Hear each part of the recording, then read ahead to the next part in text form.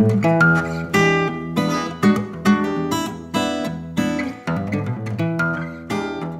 following video discusses some of the changes proposed by the New South Wales Government to manage and conserve Aboriginal cultural heritage.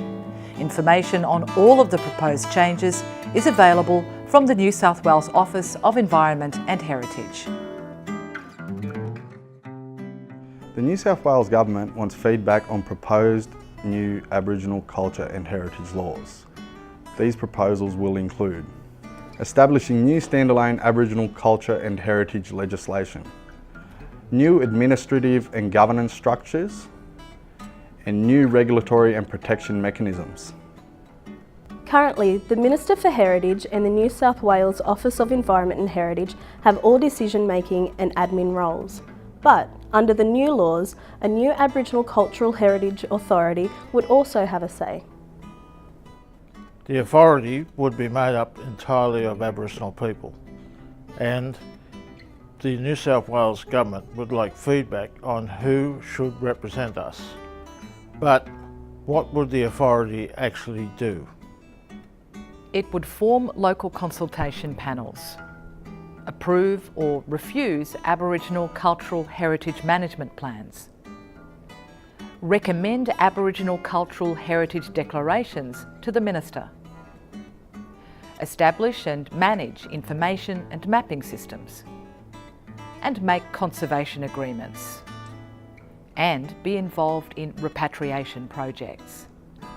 The Minister would appoint the Aboriginal Cultural Heritage Authority members, approve the Aboriginal Cultural Heritage maps and declarations, and approve the Assessment Pathway Code of Practice. Under the current laws, local Aboriginal land councils do not have a formal role in Aboriginal culture and heritage in the National Parks and Wildlife Act. But under the new proposals, local Aboriginal land councils would be involved with local coordination and support, as well as mapping and strategic planning. They'd also support new heritage consultation panels in their local areas. The panels would be appointed by the Aboriginal Cultural Heritage Authority, but the local Aboriginal land councils, also known as LACs, would be involved on a regular basis.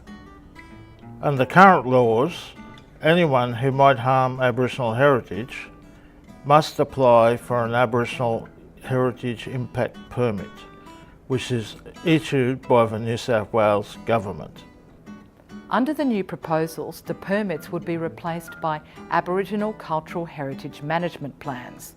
The plans would be negotiated with Aboriginal Cultural Heritage consultation panels before going to the Aboriginal Cultural Heritage Authority. As you can see, there are quite a few changes being put forward by the government.